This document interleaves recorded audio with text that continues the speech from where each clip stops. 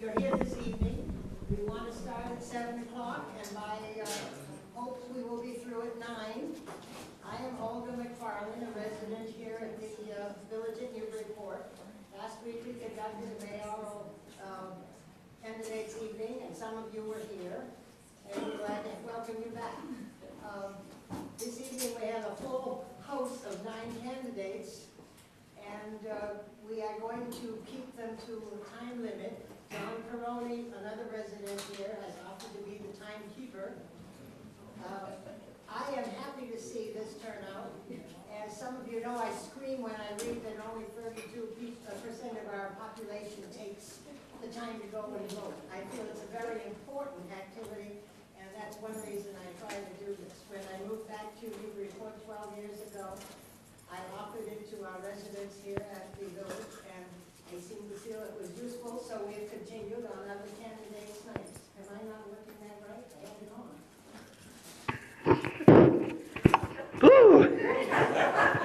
I'm sorry. As I said to our nice man, Andrew Love from Port Media, who's graciously come tonight to put this on camera, I have no technical and electronic knowledge. So thank you, Alan, our president of the association, Alan Morowitz.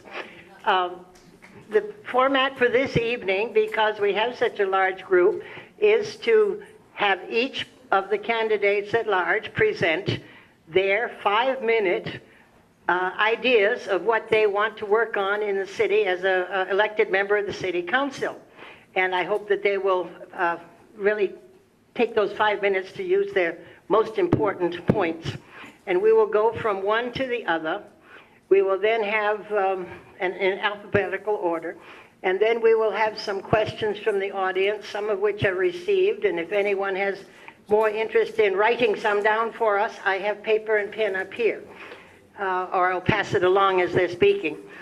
John Peroni, our resident, is going to be official timekeeper, and he has a second hand on his watch.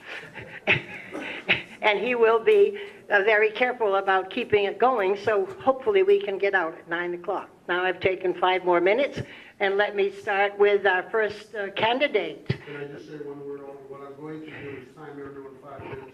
At 4 minutes, I'll say there's 1 minute left. When it's over, it's over. We're going to go right to the next candidate. There'll be no delaying. I don't need the microphone. I'm just going to give it to Ms. Algrove.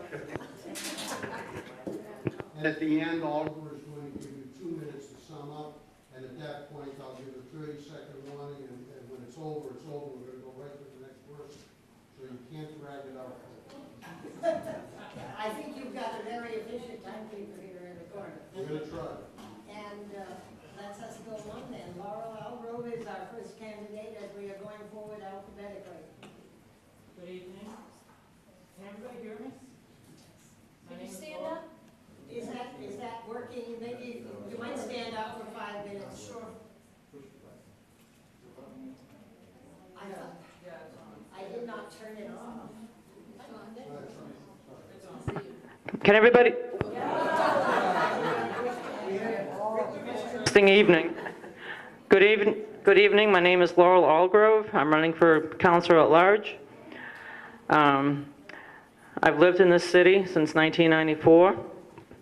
I have no personal experience in politics, but I've written a lot of letters to the paper, and as some of these city councils know, I've been to a few city council meetings, and they've gotten sick and tired of seeing me, I'm sure.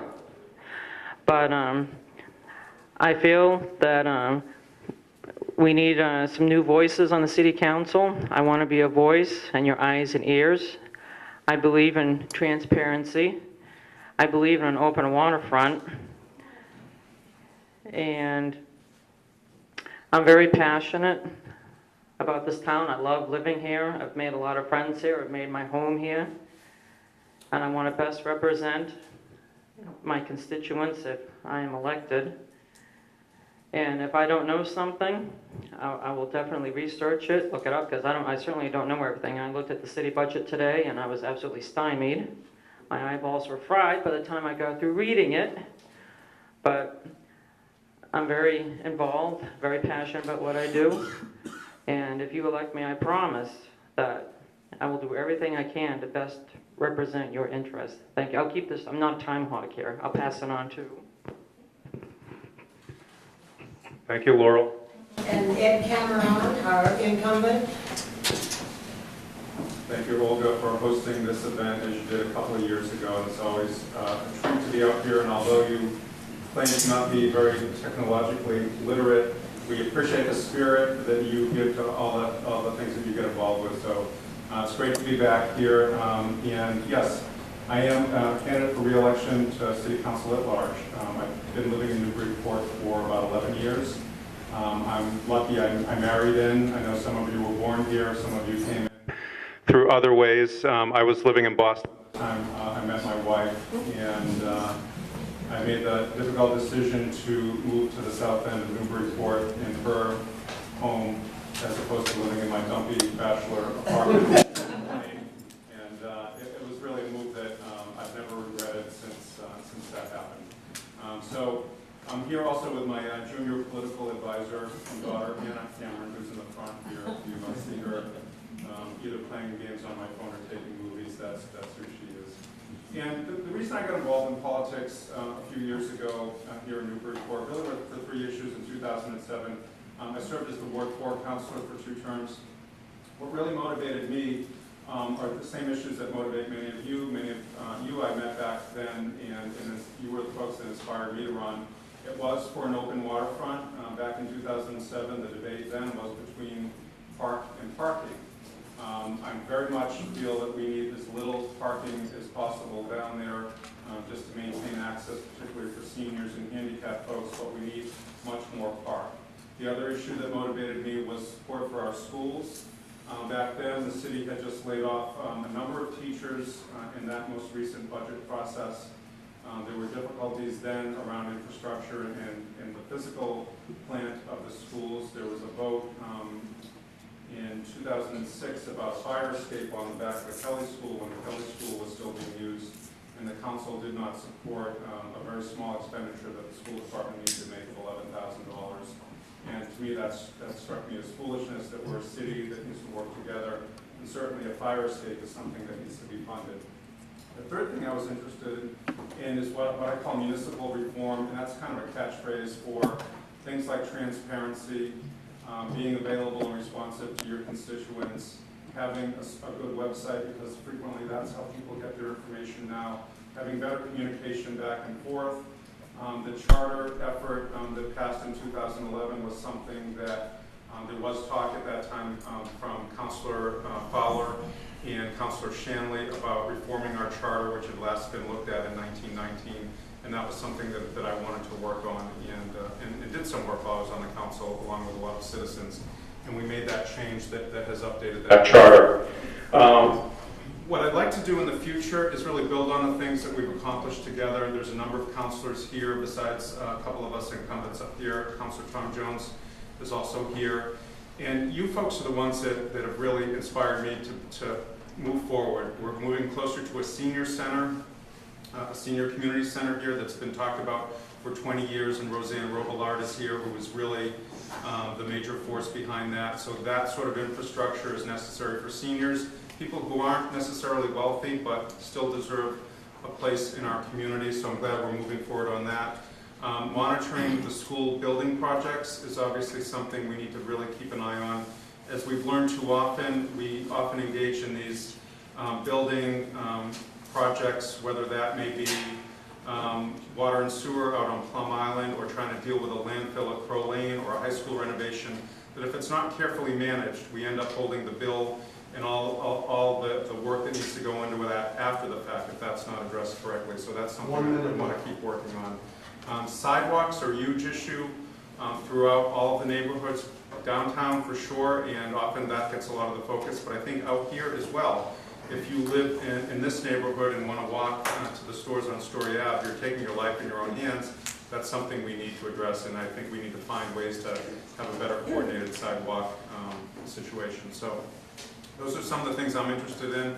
I think those are your concerns as well. I look forward to hearing what the other candidates have to say and your questions.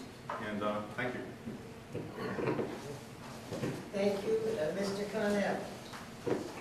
Well, I don't know if this is working or not, so I'll live without it. For some reason or other, we had a It fade switches on and on off, it. yeah, So- that's not a problem. I'm a school teacher, so I'm used to shouting. That's okay. My name is Barry Connell, I live on Woodland Street. We started our family actually in the south end of the city in the 1770s colonial. Once we started having kids, we realized we were going to outgrow that little half house that we lived in and moved up to Woodland Street where we live right now. Both my kids attended the Newburyport Public Schools, and I made a promise to them at one point when they were both in middle school. The mayor at the time had asked if I might consider helping out with a project to renovate our library, and so I took that on and spearheaded the campaign for a debt exclusion to rebuild our public library, and that was successful. So I, at that point, thought I was done. The mayor asked, well, how about the high school? That's next. And my kids were enthusiastic about that, but they made me promise that they would both graduate from a new building. And so we got that project done. And my son was able to spend his senior year in high school, and my daughter was the first generation of new reporters who spent 4 years in that new building, and I think it's been serving us pretty well since. What are the sort of things that I care about? Well, maybe based on that history, when I got on the council, I started working on what I refer to as bricks and mortar items. Streets, sidewalks, rebuilding our sewer plant, rebuilding the water plant. I'm thrilled to see that we've finally gotten the funding and support from the general public to renovate the Knock-Mullen Middle School and build the new replacement for the old Bresnahan Elementary School. I have to say that the Bresnahan was in a terrible state of disrepair. If you hadn't had an opportunity to take a look at it in the last few years of operation, I'll just tell you a brief story about my daughter, who when she was in 3rd grade was in one of the modular classrooms appended to the back of the Bresnahan School. And I remember when she was in 3rd grade, she's 25 years old now, I could go into that school and put a marble in one corner and would roll diagonally across the floor to the other corner in the morning. But in the afternoon, during the winter months, because of the heating and the shifting of that structure, I could put a marble in this corner and roll diagonally in the other direction. And that was the kind of facility we had that we've now agreed that needs to be replaced, and I'm very happy to see that happen. I'm also thrilled to see that finally the dispute over a senior center is finally been resolved, and we're about to embark on construction of a new senior center there. And I hope we use this opportunity of building a new senior center to give Roseanne the resources she needs to expand the kind of services we provide. Services that look out into the community and beyond our community, to concerts, to meals elsewhere, to lectures, to trips outside the community, so we don't become insular and turn our backs on the community just because we have 4 walls and a roof over our head. And that's a concern of mine. It's going to take money to do that, and I'm going to be supportive and be proposing that we expand the services that we could potentially share with one another through an expanded senior center, or with the construction of our first senior center. Beyond that, Ed has already referred to one of my pet peeves, and that's the sidewalks and the streets. When I first came on the council, we spent a grand total of $25,000 a year in a budget that at that time was somewhere in the mid-$40 million range. Our budget's expanded a bit, and so has the amount of money we put into streets and sidewalks. We went to $50,000, and now it's a little bit north of $250,000. And that sounds like a lot of money, except we had such a backlog of construction that we had not attended to. And so, is it going to be fixed next year, the year after that? No, I think we're on a 3 to 4 year trajectory before we actually resolve the issues that have been plaguing us for years. So, bricks and mortar, that's one of them. Signs, I'm sure, John, you're going to talk about that, and I'll pick it up a little bit later. But I thank you for coming out tonight. It's great to see so many faces, particularly so many people that I've seen before. I hope you come out and vote on November 5th. Thank you. Ari Herzog is next as the incumbent councilor at large. Thank you, Olga. Thank you as always. I don't know, that's a boo-boo. Like Barry, I've done a lot of public speaking and college teaching, so I know how to speak before crowds, especially with a microphone. Thanks again for having me here. Barry was just saying I'll be the bricks and mortars guy and the signs guy. I view myself as a technology guy and the communication guy. So, and the innovation guy. Technology, communication, innovation, they all work together. And one of the key aspects of that is shortly after I was elected, and I'm currently serving my second term, shortly after I was elected 4 years ago, I heard from some residents. They sent me a message on Twitter. 2 different residents sent me a message on Twitter, and they said, Ari, we would really like Newburyport to be a test community for Google. Google at the time was launching a broadband fiber optic system, which was going to be 100 times faster than the internet we have in our homes today. And they approached me and they said, Ari, why don't you lead this grassroots movement so Newburyport can actually be a test community? And as Barry will recall, once upon a time, Newburyport was a test community for Comcast. The internet high speed we have from Comcast today, that's nationwide. Newburyport was one of 5 communities across the country that was a test bed. And I was that response, if you will, for making it for Google. I brought together business leaders from the hospital, from the schools, from private businesses. I brought together individuals to sign a form online, and approximately 1,000 residents and business owners and employees across the city signed this form that says, yes, we want Newburyport to be in the forefront of technology. I continue to use technology today from communication. I use Facebook, I use Twitter, I use LinkedIn, I use email, I use a telephone. Today I'm out talking to people. And people know that they can reach me through multiple media. I've done that before I was elected. I do it today as a councilor, and I would continue to do it if re-elected. What do I do when I'm not on the city council? Well, for the past 5 years, I've had my own business. I've been self-employed. I've worked as a consultant, as an online community manager, and as a college professor of digital marketing. I've been teaching classes at North Shore Community College, Northern Essex, Endicott College, and other colleges, teaching MBA students and teaching job seekers and business owners all about the web, Facebook, Twitter. How can we use this to make business better? How can we use it to make government better? That's what I've been doing for the past 5 years. This year I started to transition myself. I've kind of had enough of being tethered to technology. I've had enough of having the phone in my pocket all the time and being forced to look at a computer just to do something. So I'm transitioning into community relations. And I just started working a few weeks ago at Pizzeria Uno in Haverhill. I'm their marketing manager. So I'm managing marketing for the restaurant, bringing people into the restaurant, working with nonprofits, and boosting fundraisers for those nonprofit organizations. That's what I'm doing today. And I also serve on some, I'm a volunteer board member with a bunch of different boards. So one of the boards I serve on, for instance, is Social Media Club. It's a global international organization, a reach of nearly 500,000 people. And I am helping them do fun things and neat things. I'm managing their blog, among other things. When I ran for city council 4 years ago, I was all about being the people's watchdog, being your watchdog for sustainable development, for smart transportation, and for open government. And those 3 tenets I still stand for today. Sustainable development, one thing I did is I supported the adoption of the state's Green Communities Act and the stretch code. I know there was some controversy on it, but I thought it was a good thing. Smart transportation. One of the things I've done is I've been working with Bill Taplin, who's in the room tonight.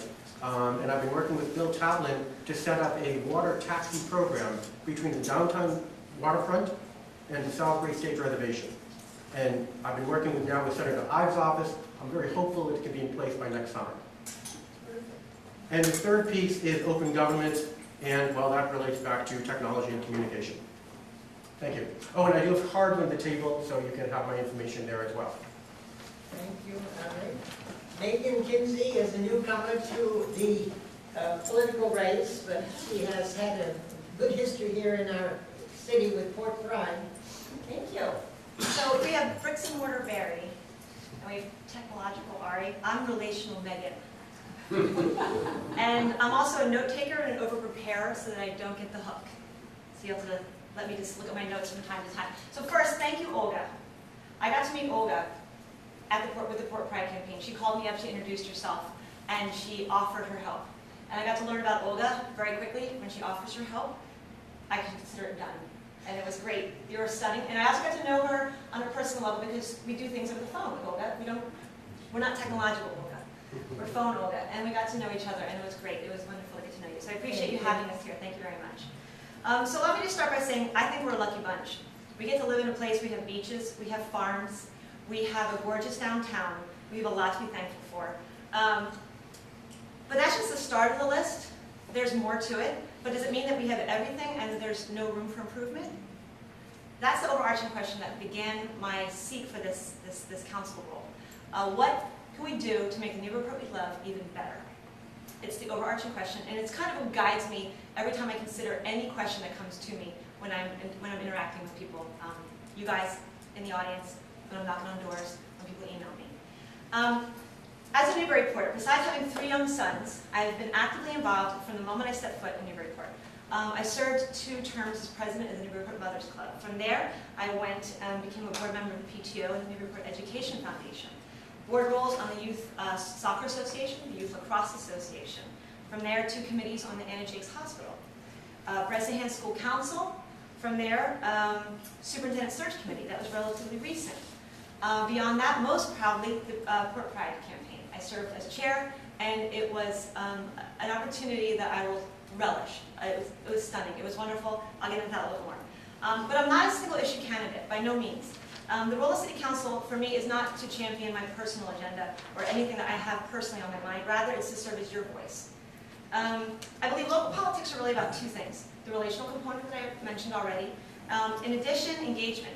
I've had success with both areas. A medical sales career I had previously. That's all about relationships. People do business with people that they like and they trust. So I'm very familiar with that concept. In Newburyport, I've established relationships and partnered in various ways with the City Council, the incumbents that you see here. I've already had relationships and worked beside them. The school committee, school administration, the planning office, the parks department, local business leaders, and leaders of the nonprofits in the city. These relationships, they were created and they were nurtured over time and by working side by side together.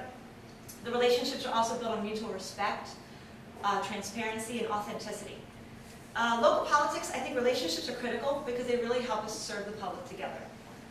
They keep us talking to each other, facing each other, even when we disagree. Just as important as relationships, I believe, engagement. After my sales career in medical sales, I went to grad school. I became a teacher. After finishing grad school, I became a teacher in Chelsea. I loved it. It's about engaging your students.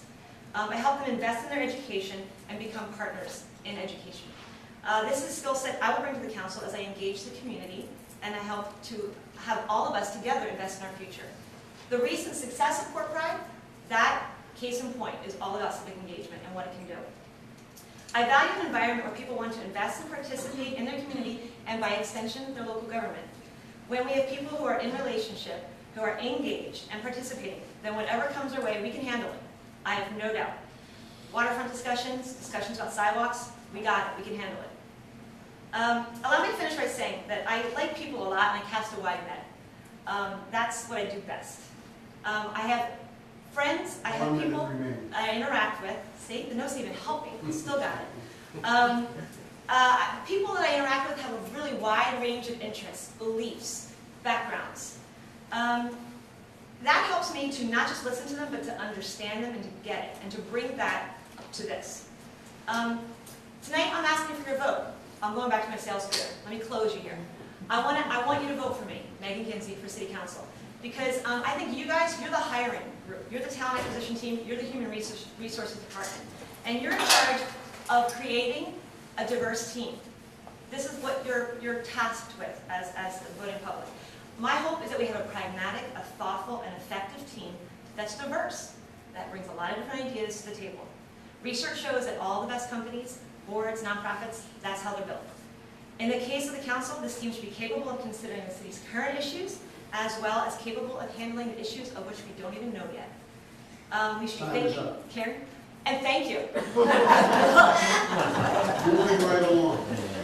And we next have new candidate Lindy Lanfair. That's true.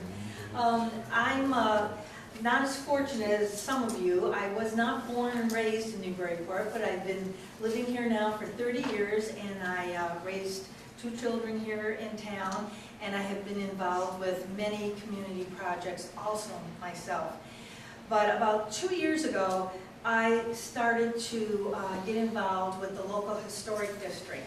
And I, as a result, went to probably 86 meetings before I stopped counting of local historic district committee meetings, historical commission meetings, city council meetings, and any other council meeting that I could find, I have attended.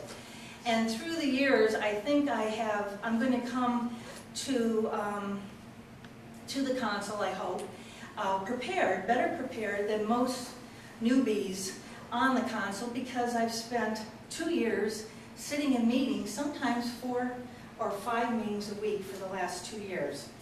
Also during that time, I spent almost my entire weekends collecting signatures that I wanted to present to the city council to let them realize what was going on with the people in Newburyport, and I was able to collect 1,000 signatures. And so I had to speak to probably 2,000 people to get 1,000 signatures that were registered voters, checking each one of those to make sure that they were registered. And as a result, I have a huge email list. I have been communicating with these people over the last couple of years, and I've decided to become even more involved and run for city council. In the next 2 years, I think the 2 most important issues are going to be the open waterfront and also our debt. And the reason why I'm for the open waterfront is I absolutely do not want to have 3 large brick buildings built on the waterfront. When I first went to the presentation, I remember saying to myself, wow, this is a great presentation. But then I started to think, I own and operate 3 Cherry Street. I manage it here in town, and I know that the footprint is approximately 5,000 square feet. They want to build 3 buildings with footprints of 8,000 square feet. Most of you are familiar with 3 Cherry Street. Imagine 3 of those buildings, a larger footprint, down on the waterfront and not blocking views and not, hurting our park atmosphere down here. So that is one of the issues that I feel very strongly on. And then the other issue is the bonds. And I'm not sure if people realize how much Newburyport owes. We still owe on the police station, the city hall, the library, the high school, the middle school, now the elementary school, and soon we'll be also owing for the senior center. I am a bookkeeper by trade. In my building, I do payroll and I do accounting for my tenants. And I'm concerned about all this debt. And I want to make sure as city council that we stay within our budget and we stay on time in the building of the buildings that we want to build and the buildings that we need in Newburyport right now. So I am a community organizer, and I also want to tell people that I love history. I live in a 200-year-old home, and I belong to no less than 12 national, state, and local historic preservation organizations.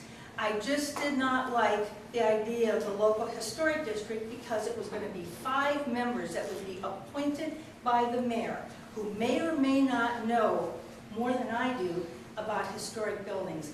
And I did not want to see them take away the personal property rights of the people of Newburyport.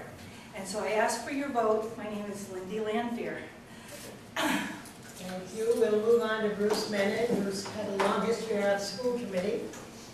A long and colorful history in the school committee.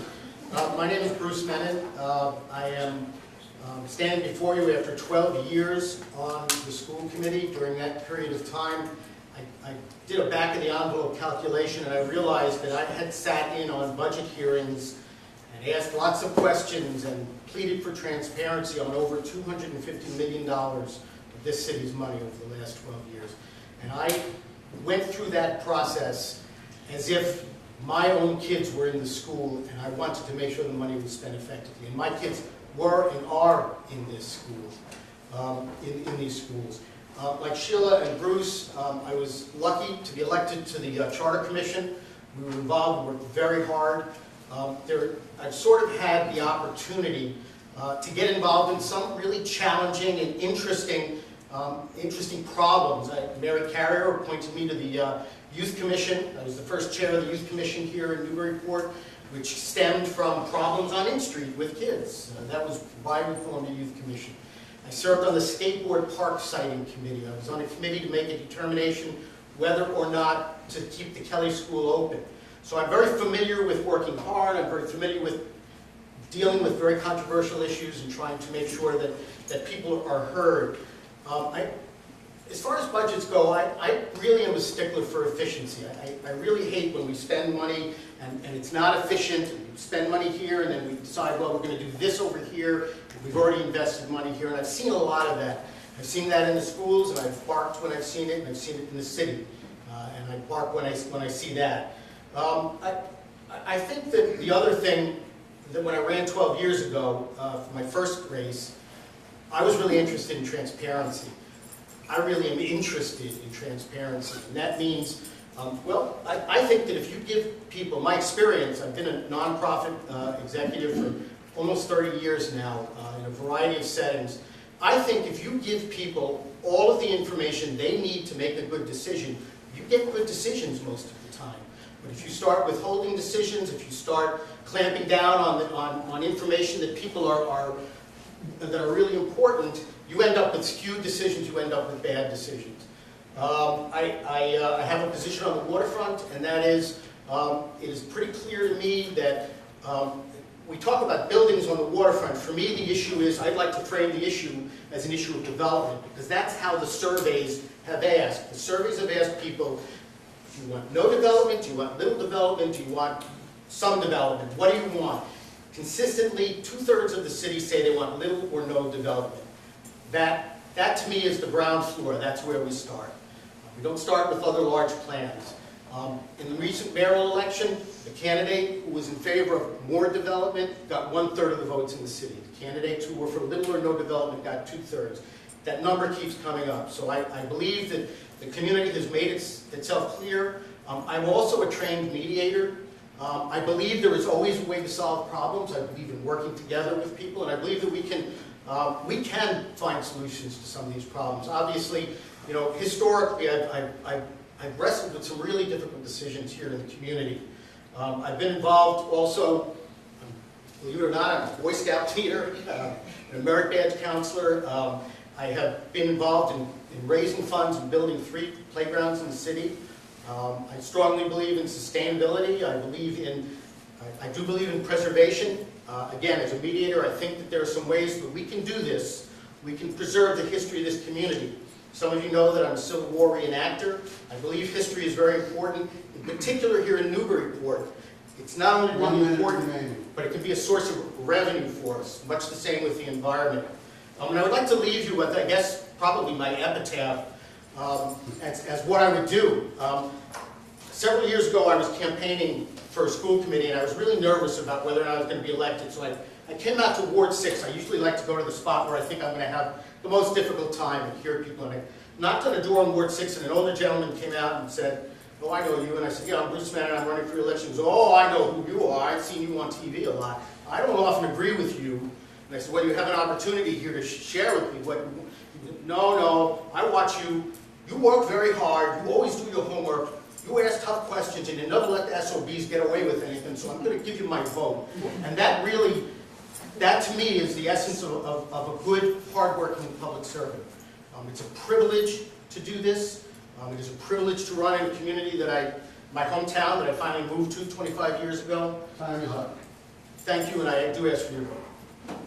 Thank you all. And now we have Sheila Mullins, who is a reporter. We all are new reporters, I'm sorry. That is true, we are. Thank you. My name is Sheila Mullins, and I'm running for City Council at large. My husband Jerry and I are 26-year residents of Newburyport. I was clerk of the Newburyport Charter Commission. I'm the founder and former executive board member of the Merrimack River Feline Rescue Society.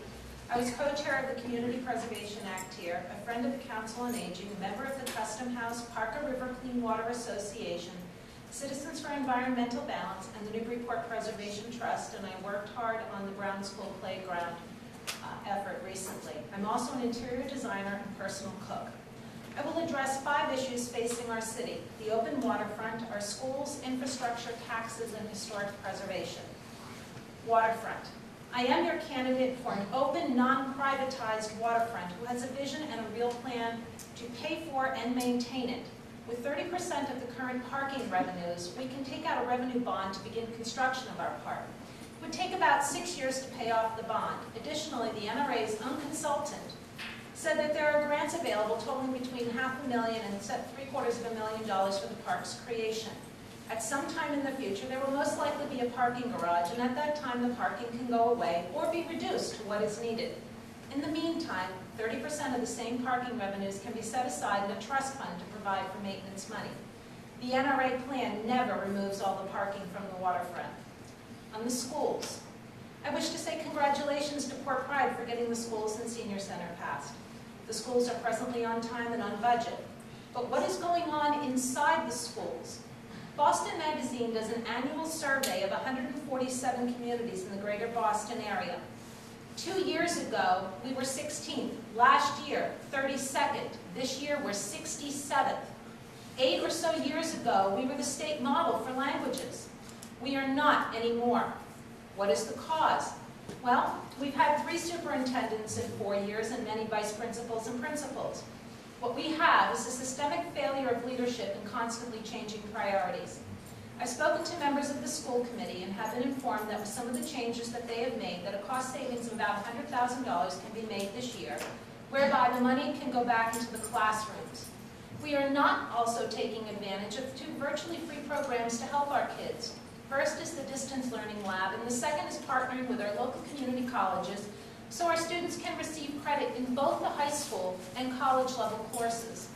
I'm going to speak here for just a moment about the Senior Center. We are soon to build the long-awaited for Seniors Community Center. It's about time.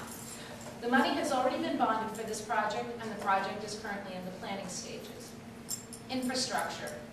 Who in the city hasn't lamented the state of the city's lack of maintenance of infrastructure? In the new charter, we ensured that the city would create a 5-year capital improvement plan. That plan is currently a wish list. We need to set real priorities and start funding them in a fiscally responsible and sustainable way. For example, right now, let's say that 20 streets are on the repair list, but we received Chapter 90 road improvement funds for 16. Instead of the last 4 that were on this year's list being on the top of next year's list, they go back into the pool for a brand new priority list. We all know those 4 streets didn't get any better. Why are they not on the top of the priority list for next year? I don't know, but that's just one example. We cannot correct 20 years of neglect in 4 to 5 years and hope to maintain some semblance of fiscal sustainability and affordability for our taxpayers. Taxes. Speaking of affordable, we need to ensure that we can keep our socioeconomic diversity. There needs to be homes that are affordable at every income bracket. So in essence, all homes must be affordable, and we do that via our tax rate. We need our waiters and waitresses, nurses, teachers, retail clerks, mechanics, plumbers, and artists, and everyone that comprises the city to make it a wonderful place. We still have a problem that we need to address. It's historic preservation. In 2005, all the protections for downtown were allowed to expire. Right now, if we were to purchase the downtown, we could place it under a 1-year demolition delay, wait out the year, and level the entire downtown and build whatever fit in the zoning. Think about that for a minute. Is that what we want? Our downtown is our biggest draw for our economy. We should seriously consider placing a local historic district for the downtown. The second thing I'm proposing is a demolition control which has no time frame. This means that if the Historical Commission finds a home or building to be of significant historical value, they can simply say no, period. This way a flipper can no longer wait out the demo delay as they do now and still find it profitable to do so. Owners can still petition at any time. Thank you for your time and consideration. I am Sheila Mullins, and I ask you for your vote. Time is up.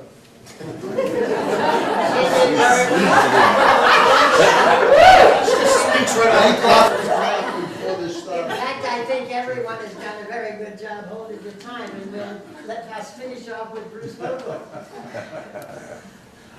He's going to time himself. I do. I have my own timer there. It's just a little bit of a habit. Good evening, and thank you all. Thank you, Olga. The journey that has gotten me to this exact moment began in 1992 when I moved here with my wife and my two stepchildren. They were 4 and 5 at the time, and we showed up in Newburyport. And what gets me to this exact moment further is that about 6 or 7 years after moving here, I became a youth commissioner. I responded to a letter in the Daily News, and Mayor Carrier responded by offering me a position or appointing me to the Youth Commission. I served on the Youth Commission for 5 years, 3 of which I was the chair. And some major accomplishments during that time, and what was quite interesting was watching all the go-around about the skateboard park. And that really got me interested in politics, if you will.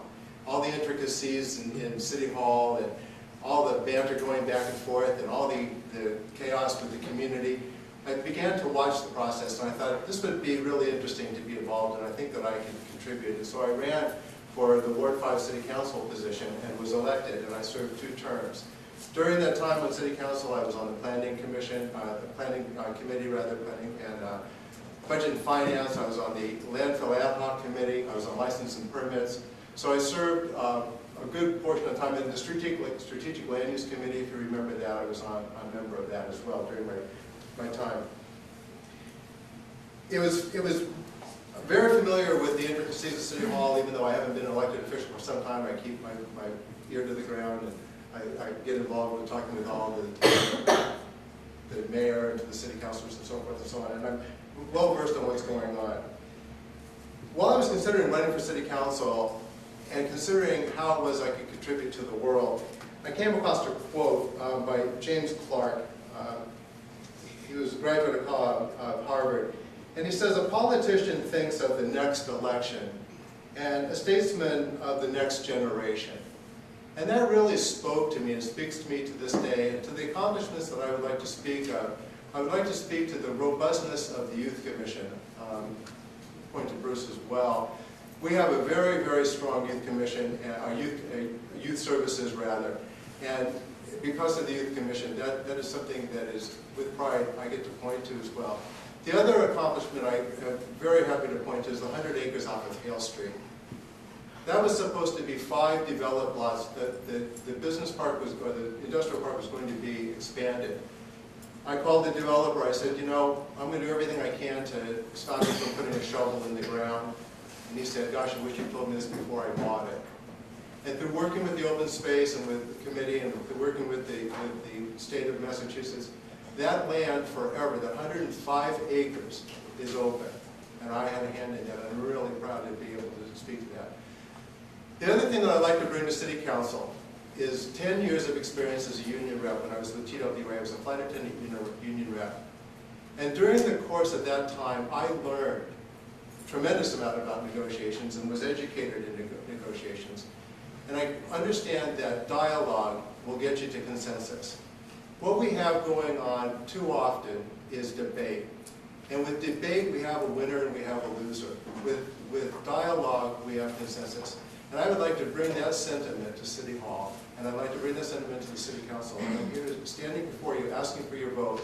If you'd like to learn more about my positions, it's on vogelatlarge.com. That's my website.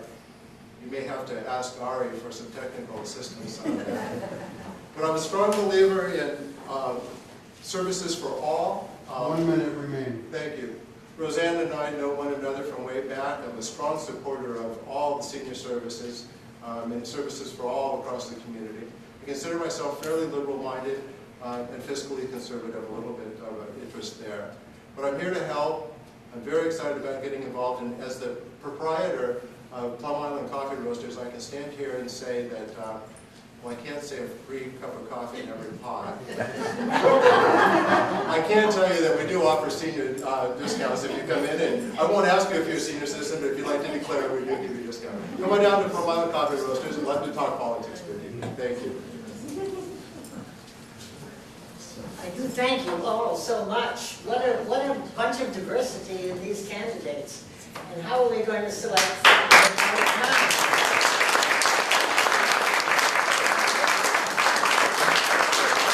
I think they covered a good many subjects in their presentations, and they stuck to time, which I appreciate because we want to keep this thing flowing. I do have some questions submitted from the audience that I would like to present to them. And if we get through them, we will then ask for some of you who haven't submitted a written question, perhaps, to raise those. We'll do as much as we can. A lot of the questions relate to what's your stand on the open waterfront. And I think that we want all the candidates tonight, at least members of the audience, to give us a strong opinion on that. We've heard from several who are very much committed one way or another, but I wondered if those who did not acknowledge that would like to speak to that point. Let's start with, we know about Sheila, we know about Lindy, we know about Bruce, and let's start with Laura down at the end, Laura Albro. I think she did touch on that, and I'm not sure that I got it registered. I did it. And I'm definitely, absolutely for an open waterfront. It belongs to the people, absolutely public access. The waterfront is the jewel of Newburyport. It's the draw of the town. People come for the waterfront concerts in the summer, and then they say, oh, let's grab a bite to eat. Let's do a little shopping. And that goes forward to the restaurants and shops. But the waterfront, to me, is really where it begins. A related nuance to that question is, are you in favor or opposed to selling development rights on our waterfront? And maybe you can touch on that. And are you in favor or opposed to the NRA proposal? I'm opposed to the NRA proposal, and I'm opposed to selling the rights. Absolutely. We want another comment. Thank you. Again, this is a very hot topic in our community, and several people have asked for a specific declaration, if you'll offer it. Mr. Cameron? Thank you, Olga. In my introductory remarks, I mentioned that the waterfront was one of the reasons I had run in 2007, but what I didn't talk about is how I'm feeling about it these days. I think what has happened since 2007, really changes the environment that we're in. One, we had a recession that was almost a depression that we are slowly getting ourselves out of. I think there was an assumption that all of the New England Development, CARP, former Legacy properties were going to be developed, and that has not happened. That may not happen in our lifetimes. Everything I hear from talking to people who are involved in the property down there, either owning businesses and leasing from CARP, tells me that they are making quite a bit of money there, and the status quo may hold for them. I don't know what the tea leaves are with New England Development. I'm not sure that anybody really does. They may not even know what they're going to be doing down there, but they're certainly making a decent profit just with the status quo down there. So that may not change. So that's a real variable into what we need to do with the NRA-owned parcels. Another piece that has happened that links into the recession is the lack of federal and state funding. Right now, some of you may know that we're dealing with a federal sequester that kicked in about 4 months ago. That has an impact, basically freezing and lowering annual appropriations for the federal budget. And in the last couple of days, we've had basically a partial shutdown of the federal government. That may last for a couple of months. That may end when Congress has to deal with the debt ceiling by October 17th. So what we thought then, and you can go to my website, edcameronnbpt.com, or to my blog, and in talking back then, we thought there would be federal and state funds available to help us out with developing the waterfront and opening up that up as a park. Third thing that really hasn't changed, that should have changed, is the parking garage. So the parking situation is still as bottlenecked as it was back then. So what I then wanted is a much more open park, and solely park, maybe with some sort of park amenities, down there, because I assumed, as many of us did, that there would be all sorts of development from park, retail, restaurants, condos, whatever they're going to build on Waterfront West and on the east side. That hasn't materialized. So I am somewhat open to the NRA approach if it's limited, and I use a big L, all caps, limited commercial development. I don't think it's realistic that these condos and underground parking is going to ever occur. With possible sea rise in the future, I just don't see how that's going to happen. So for a developer to make money with residential condos or rentals, they would have to spend so much on that parking. I think there's a lot of room for maneuver, and some use the word compromise reluctantly. I actually embrace that. I like what we heard about dialogue versus debate. I think there's a lot of room for maneuver between the NRA, and I think we should not disband the NRA right now. Between the NRA, the mayor's office, the city council, the person who unfortunately owns 25% of the best private real estate in downtown, and that's Stephen Karp in New England Development. Talking with our partners on the federal level, because there is interest in funding a garage, and that keys in with transportation. We can't get federal money for a park, but we can get money for a garage. Karp owns a lot of the land down there. I don't see how we can't pull some sort of a deal that lowers the initial capital cost so we aren't doing another debt exclusion, and I agree with Lindy on that. Debt is a big problem for us in the future because of all the things that we are now paying for that we put off for such a long time.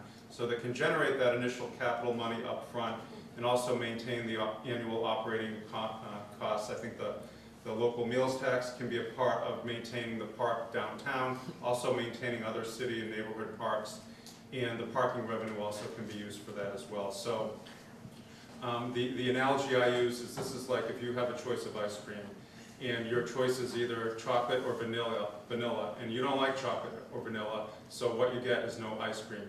What I think is we need to look at both the open approach, and I think certainly what the Cow folks presented looks great, and if we could wave a magic wand and find that grant money, that would be great. But what the NRA is proposing, I think also brings activity down there. It does greatly expand the park, and it has a much more realistic chance of funding, being self-funding and not being another hit to the taxpayers. I think we need to have a nice dialogue in there and not be taking pot shots at each other. I think that's a good position that you presented.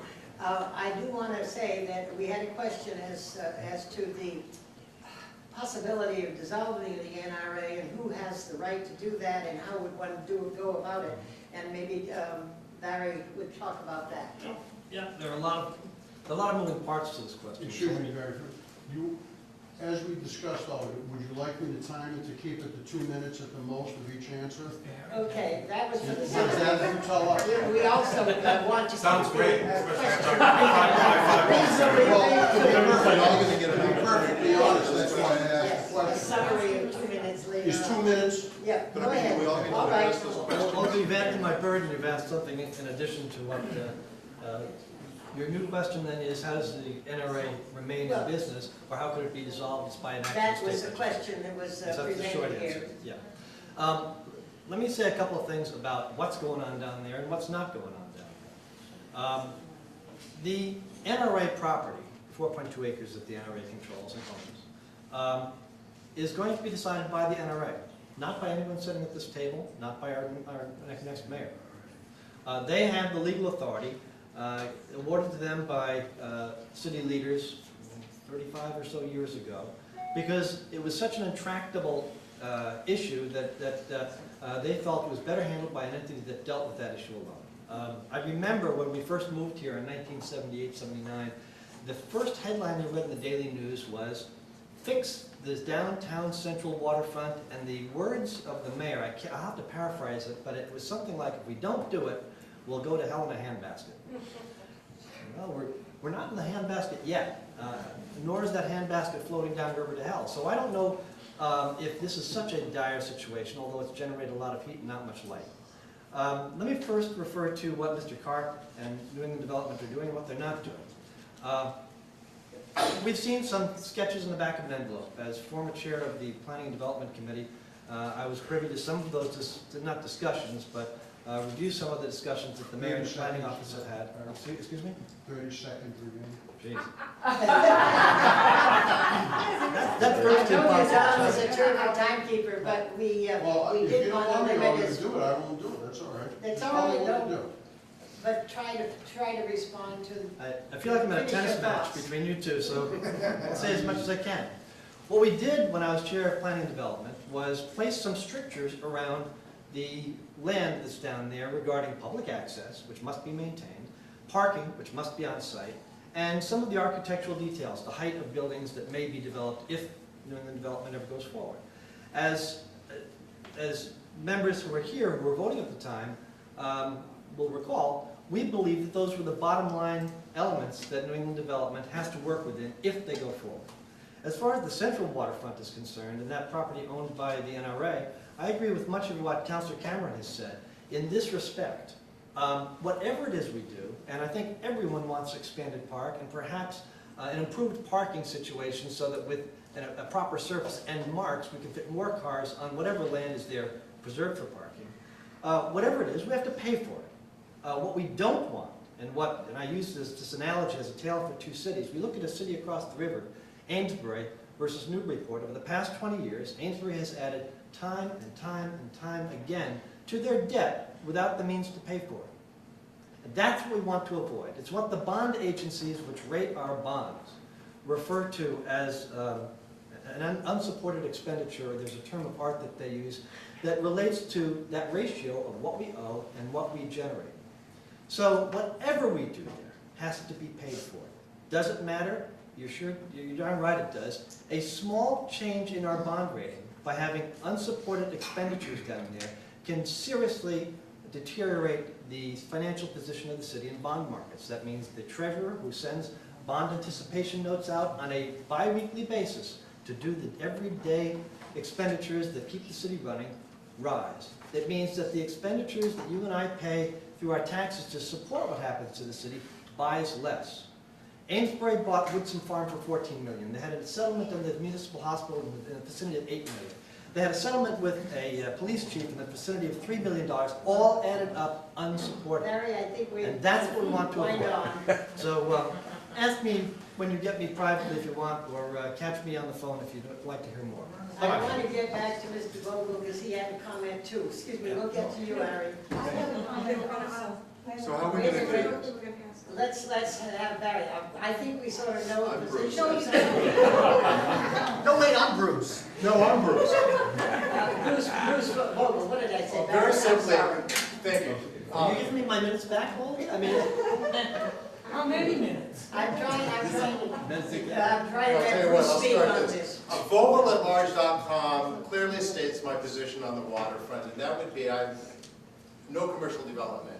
As a small business owner on the waterfront and as an associate with other retailers in town, we do not need any more retail or any more shopping downtown.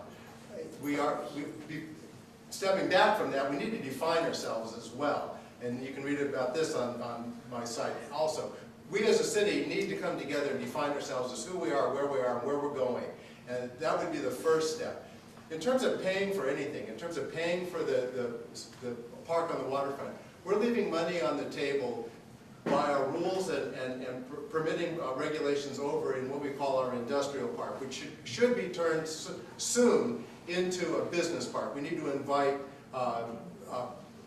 small incubator businesses, we need to invite office buildings, we need to invite some world headquarters into our business park. We need to generate revenue out there. I also call into question the way that we value those buildings out there versus the value of the businesses along with the buildings.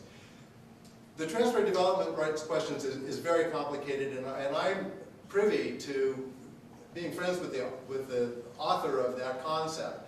And it's well worth looking at. We can take and transfer the developments of the waterfront and move them. And one of the places where we should be moving them is to the Rotary. We need to develop the Rotary for a transit-oriented development. 3-story buildings, The lower level being retail that supports that local area. The second floor being office, and the third floor being condominiums where people can get on the train and go into work.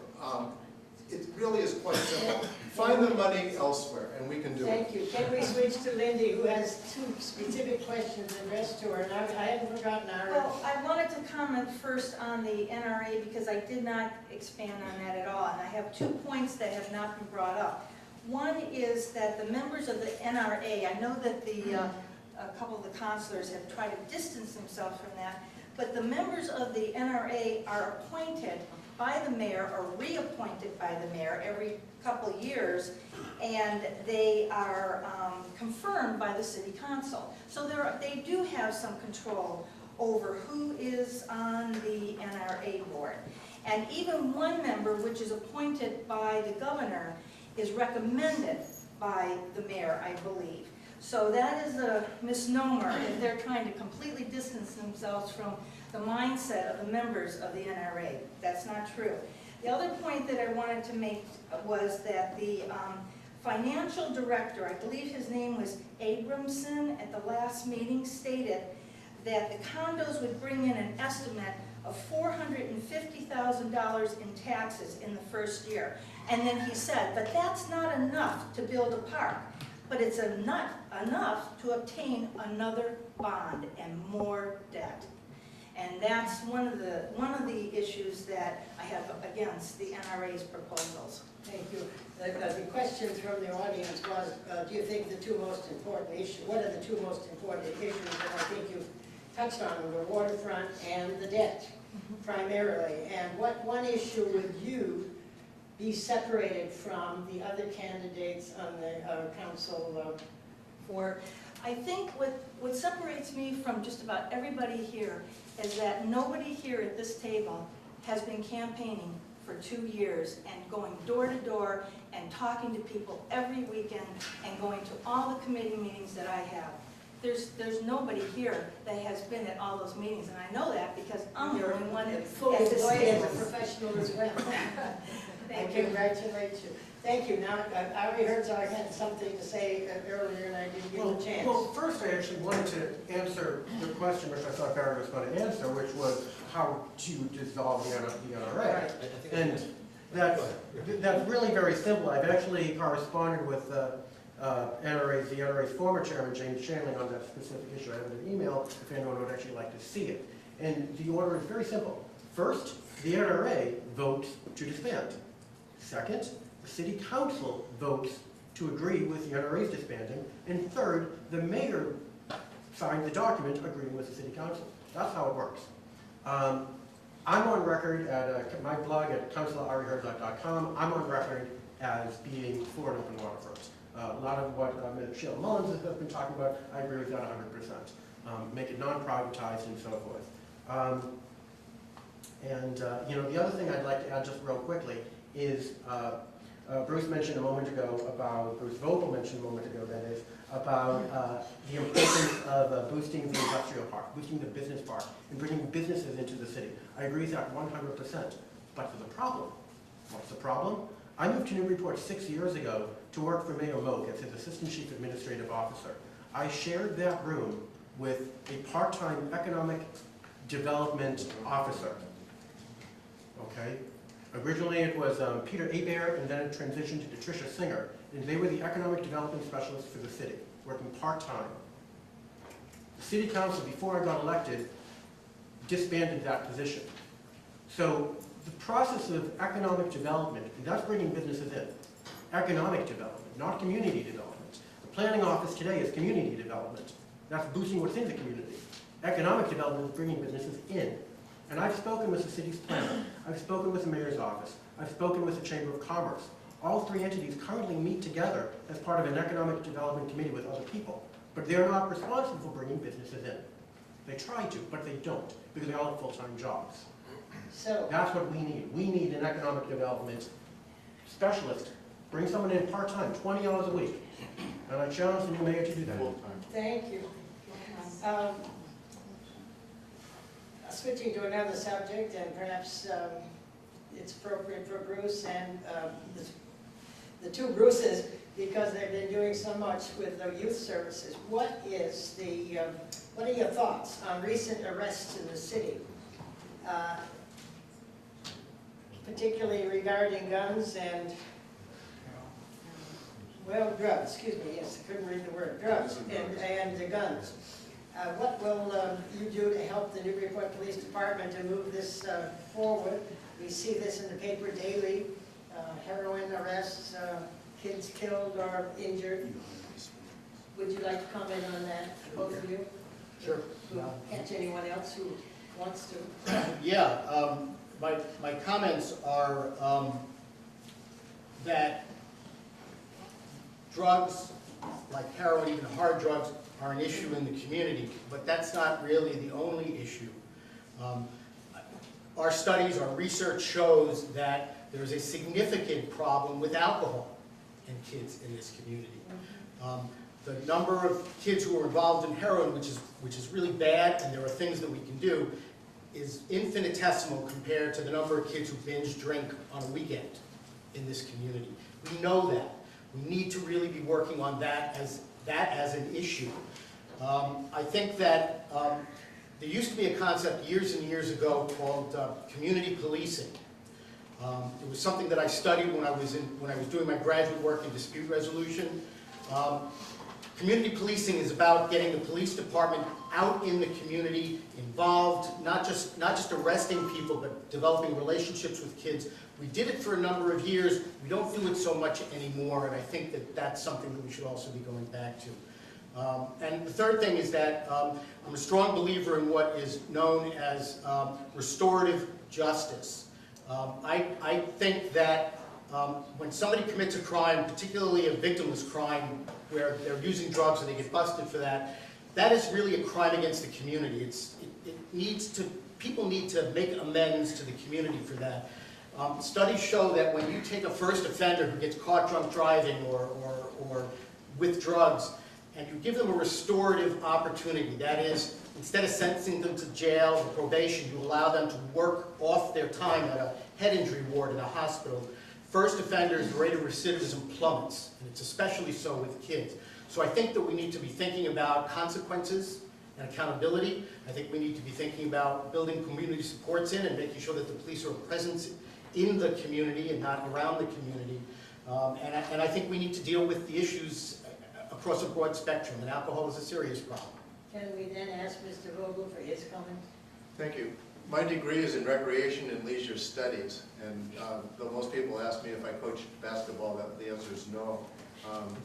My first project actually was at a senior center. It was kind of fun. Anyway, that question about youth and drinking and what to do with youth and their interaction with police and the community, that's been around since the time I was in college, which is now becoming quite some time ago. So it'll be forever a question. The approach that would be beautiful for me to see is an expansion of our services. We have a very robust youth services. I'd like to see that even expanded further into a recreation department. We're a city, and we do not have a recreation department. And a recreation department goes all the way along from seniors to children to everybody in between.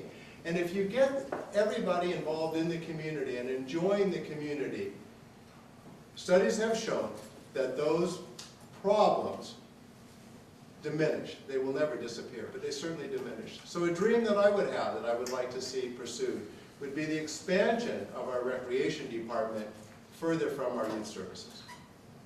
I'm hearing that. Thank you. As I Olga, can others respond to that question? all right, short response. Thank you. I hope so. Oh, not likely. Although Councilor Jones is looking at me right now saying, nah, never gonna happen. Would you like my timer, Barry? I'm happy to share. Okay. Well, our Peroni. Anybody care to place a bet? When I'll is the give you clock? a minute and a half for Thank you. your comment on that subject. I spend my professional life working with youth, and I think that and having worked somewhat with the Youth Commission and the Beacon Coalition, particularly on the youth services research that we did last year, convinced me that the problems we face are very similar to the problems faced by other communities. I work in North Andover, and you all the way up and down the Merrimack Valley, and the problem of heroin is growing, It's here. We have a hard time admitting it, but it is a problem because of the economics of drug use. Kids who are going to take chances, engage in risky behaviors, are going to eventually migrate toward heroin because it's cheaper than other drugs that are available on the market right now. And that's a terrifying prospect for most of us. As I've been knocking on doors in the South End recently, the discovery of needles in the parks down there and along the rail trail as well has been evidence that we use to say, yeah, there's a lot of needle use now for needle drugs, and that's a whole different level of risk that some kids are taking. So what's the response? I think most professionals in the field would say it's got to take three things. One, enforcement. And I think our police are coming to the realization that they have to be more aggressive about enforcement. There have been some arrests recently. They've got to do what they can to cut off the supply. That's one part. Second, identification, early identification of the youth who are going to be engaging in risky behaviors. And you can do that through the schools, you can do that through youth services in a variety of ways. It's not hard to put your finger on the names of the kids who are most likely or who have already admitted to being engaging in risky behavior, be it drugs or alcohol or sex, whatever it is that threatens their health and their productivity. Thank you. Third, and the third part, because it's a three-pronged part, is working with parents, because a tremendous number of parents whose kids are in trouble are either ignorant of it or don't know what to look for. You know, either they're willfully ignorant or they simply don't recognize the behaviors of their own kids that are troubling. And you've got to work with them to provide healthy outlets for their energies, productive, constructive things to do with their time that'll engage them in the community to develop healthier habits and to use their intelligence and develop their intelligence and social strength in a way that makes them less likely to engage in drug use. I thank you very much. It's a tough project, I know. I'm aware now that we didn't get a position from Megan about her thoughts about the waterfront, and I wonder if Megan Kinsey has anything to say on that subject. Oh, no thoughts whatsoever. It's not being discussed at all anymore. No, obviously, I feel like it's the number one question when you knock on doors or I attend coffees and such. And I respect that it's the number one question, but I'll be honest, I'm saddened that it's the number one question. Mainly because it serves as the litmus test, it seems, for how people are feeling about the potential for who they're going to elect. When I'll echo Lindy's sentiments, that, yeah, the role is to yay or nay the appointments. I'll echo what I said previously. A diverse group around any table is what I would seek. So I would, if I had a role on the appointments, I would seek to see diversity around that table. It doesn't make things easy. I don't think in black and white. I think in commonalities. So basically, in a nutshell, I'll try to nutshell that. I don't start with, this is what I believe. This is how I feel. This is me. That's me-centric, and I don't go that direction. Instead, the conversation begins. Someone asks, I say, what do you like about the waterfront? I listen. Great. What don't you like about the waterfront? I listen. Then, together, the conversation goes in, how do we get more of what you like? How do we get less of what you don't like? Generally, I will not put big, sweeping. At this point, you don't have a strong position. Yes and no. What I'm getting, yes and no. No, I don't, honestly, I will say this. I don't draw, dig my heel in the sand, because that doesn't make for the opportunity to converse, potentially compromise. This got discussed initially when I was one. I was one. That's a long time. Not that long. All right. But no, I'm just going to say, the consensus so far, green space, increased green space, less parking. So how do we get it? There's plans out there. The NRA plan is one of them. Do I like everything about it? No. Do I like some of it in the fact that it pays for it? Yes. Are there other plans out there? Yes. Can we analyze all these and talk about them together? And then finally, do we find it finished? That was probably my number one priority. That we don't have to continue this conversation because there's so many other things to talk about. There's so many other goals for the city. And I think this creates a myopic view. One other question directed at you since you're in the speaking phase. How are you uniquely qualified to make a breakthrough paralyzing stagnation, which we have at the federal level, we hear about it every day, at the local level? How would you deal with all these disagreements. And I think you've probably covered some of that in the presentation you've previously given. I think I have a natural, I like the people, I like talking to people. I don't, for instance, my first coffee, the gentleman came up to me, the first question, the first person I talked to, he was already red in the face, and I swear I saw beads of sweat. And it was a waterfront question. And we talked. And by the end of about 5 minutes of conversation, I literally visually watched his blood pressure decrease, the sweat went away, we became friends. We didn't finish the conversation completely agreeing with each other. And that was okay. There's an opportunity to continue the conversation.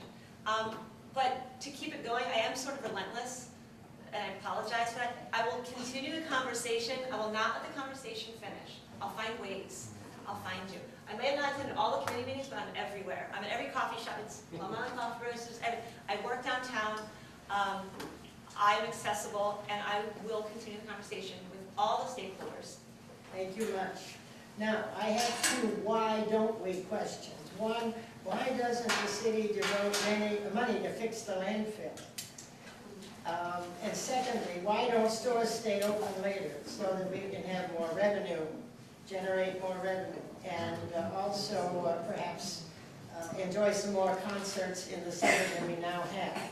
Now, again, we were talking about budget. Maybe Mr. Cameron could address those questions. Sure. The Crow Lane landfill, and I can spot about 5 people who possibly could have generated that question. And that's been something that was going on long before I was on the council. Well, this is why doesn't the city spend more money? Yes, I'm getting to that, Yeah. and I plan to bring it in under a minute and a half too. Basically, that problem is too big for the city's budget. I've not been a part of any discussions on the council, and I can't help but look at Tom Jones, who I've always viewed as the real leader behind this, and his wife Terry, who is probably even more of a leader on it, and I learned a lot about that situation from both of them. This is really a state issue. You know, if Martha Coakley comes campaigning for governor in Newburyport, I hope we all heckle her in the next year, because the Attorney General's office has completely dropped the ball. Governor Patrick's Department of Environmental Protection has completely dropped the ball. I think the city has done a pretty good job since that originally came in 2003, and we really got off to a horrible start with a terrible agreement with somebody we never should have touched in any way, shape, or form. In the time I've been on the council, I think the council and the mayor, both Moak and Holiday, have tried to do the best we can with that, but it's a very big, expensive, convoluted problem, and it's really an embarrassment to the state for what it is. So I think that's the short reason why we aren't spending more money. Why we're not open later, it's certainly something city government could and should encourage. I know some of the best times downtown that you'll ever have are invitation nights in the winter on those Friday evenings. That's just an absolute blast, so I don't know what we can do to make it easier for people to come downtown. I also know, surprisingly, and I don't get out as much with my wife late at night with 2 small kids, but you know, there are some places where there are a lot of kids that must come from surrounding communities. I know Port Tavern is always really hopping on Friday and Saturday nights, but you know, finding ways to get some of us older people out. The Custom House Maritime Museum does a great job with their Friday evenings. I'm not talking about you, Councilor Connell. I'm talking about myself, being an older person. But just, you know, we have such incredible cultural amenities here. The Firehouse is amazing. The Custom House Maritime Museum, the Newburyport Arts Association. I mean, there's so much going on that I think we should, you know, try to build on that, advertise that better. I love when Councilor Herzog and others talk about better connections to commuter rail. I think, you know, if I lived in Boston or somewhere along commuter rail, coming to Newburyport and catching a 12:30 train home would be great if there was a shuttle bus that could bring people downtown, you know, get 12 people in a shuttle bus rather than bringing more cars in, spend their money, and then get the hell out of Dodge. I remember meeting Mr. Cameron in Boston at a Beatles yes, event. I do remember that myself. So we those do are get my out 2 some in the evening. Okay. Can we throw Sheila. one more? Excuse me. Barry, wait a minute. Let me get to Sheila first.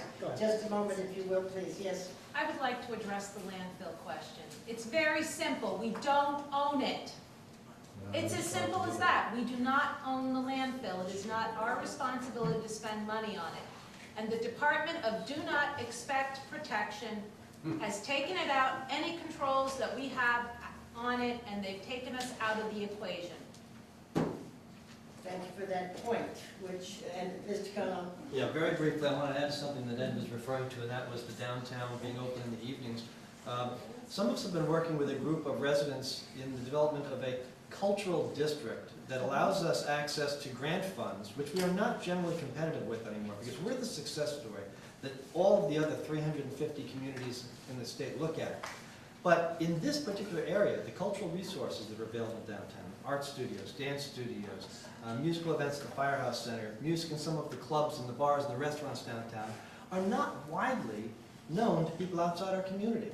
And so we're hoping that the development of a cultural district there will give us the opportunity to promote those sorts of things and engage people in what's going on downtown in a way that they haven't been engaged before.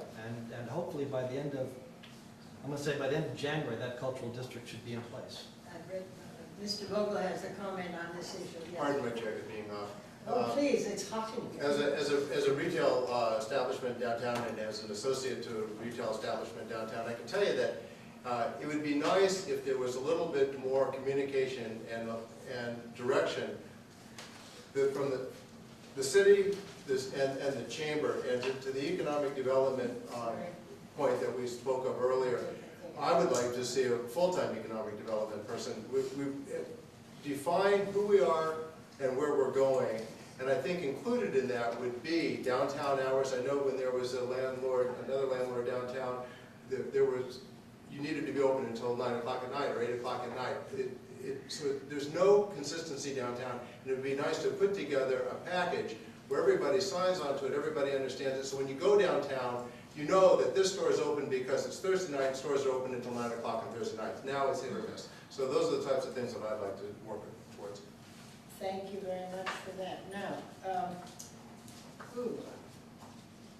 I wanted to get back to Sheila Mullen's question or presentation, in which she said we've got a long list of things to do here, and we're sitting with a wish list and no action on it.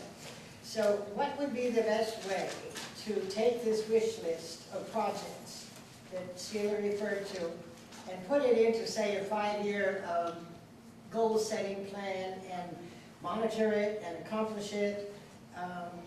Somewhat like we started with the strategic land committee that you spoke of, and I think that's fallen by the wayside too. Does anyone have comment on how you can really get this long-term goal and plan together for the city and its projects? I know we're doing something with a long-term budget plan, but go on. Larry, would you like to respond? I'll just say real quick is the former school superintendent, Mark Kerbel, I remember meeting him in the first week of his job. And one of the things I adored about Mark is that he frequently set up focus groups, task forces, occasions for both parents and members of the community to meet with teachers and other administrators on a regular basis about opportunities to improve the school system and to improve the community as a whole beyond it, for that matter. I remember being Mr. Technology, I remember again attending a series of forums he set up around how can we fix up the technological infrastructure, the computers and servers and whatnot in the school department. And and I give credit to Mayor Holliday for setting up some of those as well. But Mark Kerbel really did those, and he did those all the time. I'm sure Bruce Menon can speak more about that. That's the type of stuff that really needs to happen on every topic possible. Not just having one community meeting, but having a series of meetings and actually empowering residents to volunteer and to head up these groups. Well, I've long advocated that the city have a volunteer director as well, because we don't have a very consistent pattern of working with volunteers in the city, to my knowledge. Maybe. I have a piggyback, and it's super, super short. I love the idea of what Ari's saying. The focus groups, it's a great tool. So you create a plan. What I've seen happen, though, not necessarily an example of something I said here, but you make a plan, but you fail to work the plan. That's So right. it's so important to have that leadership. So, I mean, it's a frequent check back. It's constantly checking the list and making sure that the plan is being worked. Otherwise, all the plans, are for naught. Thank you. This is addressed to Ari Herzog. and Well, I would like to respond to Ari Bruce, since he all right, flagged thank me. you. Yeah, I I'm think that glad we're doing it this really does, interplay, because we were not sure of the timelines. I mean, it really does speak to a larger issue, and we had an example of it here tonight when one of us was listing sort of all of the stakeholders in the waterfront. What was missing from that list was the community, the people in the community, who have spoken repeatedly about what they want to do. I was strongly supportive of Dr. Kerbel's idea of creating ad hoc task forces. When they were more than forums. They actually had a task, and the task was to look at the issue from every perspective, from teachers, students, parents, community members, business, and put together a set of recommendations that were received by the school committee. So it wasn't just conversations, there were action plans developed. And on a number of those recommendations helped shape our approach to the budget, the kinds of things we were looking for. I think that is really underutilized as a strategy here. There's a number of ways that more people from the community can be involved. And I strongly support that happening in city government and not just happening in the schools. But I'm glad it is happening in the schools. Lindsay has a quick question. I just have a quick comment. I'm a numbers girl, and our budget is around $54 million, I believe. Right. We only spend 23 million of that on schools. That's less than half. It used to be more than that. And I just wonder why we have decreased our spending on schools. Well, I've wondered that too. Anybody have a comment on that one? I blame Tom Jones. All right. So I think I just sit here and take it. I mean, it does seem fair. You'll get your links in on It's Monday. okay, Tuesday night we'll see. Yeah, Tuesday. Yeah, I mean, Okay, it does seem now, fair. But, I had one more question to address to Ari. It was, why did you choose to vote present on the release of info on Plum Island's projects? Do you want to answer I that? can comment briefly. Well, one is I'll actually point you to my blog, because I actually wrote a blog post about that specific issue. So I guess as background, there's 3 ways of voting in the city council, and actually any city council or legislative body in the country. You can vote yes, that you support it, you can vote no, that you don't support it, or you can vote present, which basically says that to some it's on the fence, to others you might agree with the process but not the concept, you agree with the concept but not the process, etc. In my case, I'm all for open government, but the way that Councilor Sullivan's order, the way the language was written, is that it included both the release of test borings, the release of testing results, but also the release of potential litigation strategies. Now, I'm no lawyer, my father was a lawyer, and I understand the law. And I haven't spoken to the Attorney General's office about this issue. So my understanding is that there is a lawsuit pending. My understanding is that there are litigation strategies pending. I'm all for releasing the test results, but I have a question about the release of potential litigation strategies if then the opposition would then use that to their advantage. So I have drafted an order. It's just sitting in my computer, it's not going anywhere just yet, but I have drafted an order that basically takes Dick Sullivan's order and breaks it out into 2 different parts. So like one is specific to the release of the testing, and then a second is if blah, blah, blah, then release the litigation So strategy. both mayoral candidates last week said the people have a right to know, and maybe something will come in certain, release of certain information, of course. I'm all for the release of everything, but, you know. Also, can some others of us chime in on that and try to be brief? He keeps saying we'll try to be brief. Olga, just a reminder, It's at 8:30, and I'm going to shut this one off and take 2 questions from the audience that haven't been reported on paper. Go ahead, Barry. Real quick. Quick. I wouldn't hire a doctor who prescribed a course of treatment and ignore that advice. Nor would I hire an attorney who is prescribing a course of litigation or negotiations and ignore their advice. We're receiving between $300,000 and $500,000 of value in legal advice to the Attorney General's office, and they've expressly told us not to speak about the details of the test equipment or the test borings or our strategy or anything that might bleed into that information. We get a little different story So, every time. so what I'm going to suggest is it's way premature. We were thrilled as a city council not having to spend your money to pursue litigation against a large international corporation or group of corporations that actually built the water and sewer plant. And so when we got that assistance from the Attorney General's office, we were thrilled to receive it.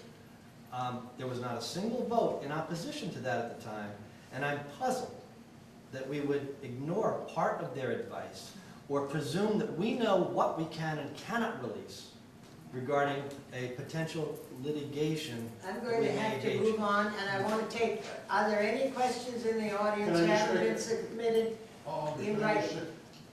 I'd like to just ask Barry, because it's so direct to what he said. Yeah. Can the public see what you just said, the Attorney General said in writing to the City Council, to the Mayor, whoever it was sent to, in writing that says, do not release this information? Yeah. Quick answer is, we received certain instructions in executive session. We're prohibited by law from releasing that public until the litigation is complete or the Attorney General releases us from those strictures. Second part to that question, because there are really two parts. Now I've forgotten the second one, so Well, I guess I'm bald and gray. How about just giving us the sentence or two or three, Barry, just whatever it is that says, you should not, cannot, may not release this information? It's a very simple question. If That's it's been off in stated by executive the session, the mayor answer is and by no. the news. But the second part of the answer is that the public has been given a briefing generally about what's going on under the express supervision of the Attorney General's office. And I think we should follow their advice. I agree. Somebody here had a question, one question or two from the audience. Go ahead, sir. Rob Germanaro, 2 Ashland Street, Newburyport. My question is to candidate Lindy Lanfear. Lindy, let's face it, you, along with Dick and Kathy Gordon and some other people, are the face of the no LHD movement, of all the people I see here tonight. And I'm just looking for your position going forward here on a couple things. One, it's suggested that, because this issue is dead by no means, that candidate Mullen suggested that perhaps the downtown was in jeopardy of being torn down within a year if there was a building delay. I just want to have your comments on that. And being a landowner and a commercial building owner along with Dutch Lanfear on the traffic circle area, do you think it's a viable option for the NRA to transfer their rights out there?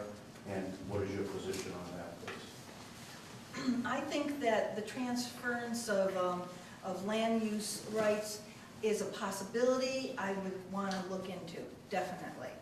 I do believe that the local historic district will be up and running again.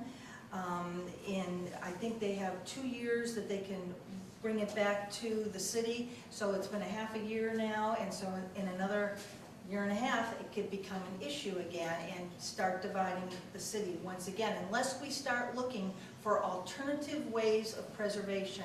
And that's what I'm looking for, because I am for preservation. I'm not for taking away people's property rights. And so that's one thing. And the other thing I wanted to mention was, I found it interesting that suddenly you want to listen to the Attorney General's recommendations. But you just said before that how the Attorney General threw us under the bus when it came to the landfill. No, I said Now that. we're Councilor gonna- Connell said okay, something different. right. We're both bald, but we're different people. But I do find that interesting that, you also voted against that becoming outwardly. And I remember at the city council meeting, you said it was because you have to listen to the Attorney General who you respected. And just now, you said the Attorney General threw us, Lindy, speak to threw me us to Ed, under, because dropped the ball I with didn't address the, the landfill issue. No, I know, I just said, we were just talking about that. Well, if I can just quickly Yeah. respond to that. Here's an analogy around releasing the executive minutes from that session. Would you recommend to Bill Belichick and Tom Brady that they told the defense what play they were going to call?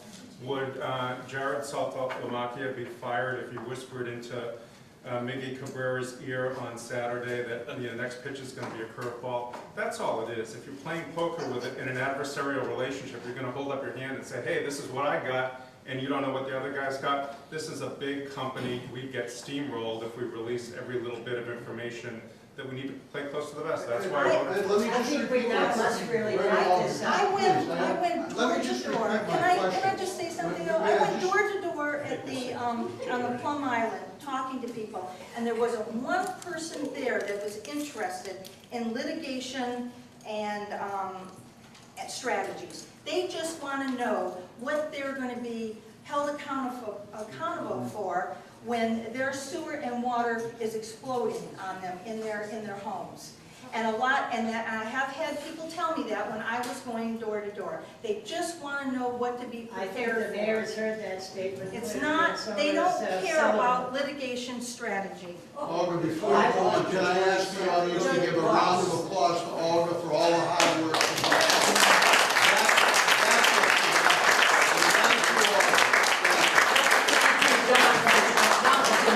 That's not necessary. I like doing this, it's kind of fun. But I do think we should wrap up, and I have a question here that I think is the best thing for you to each respond to in your way.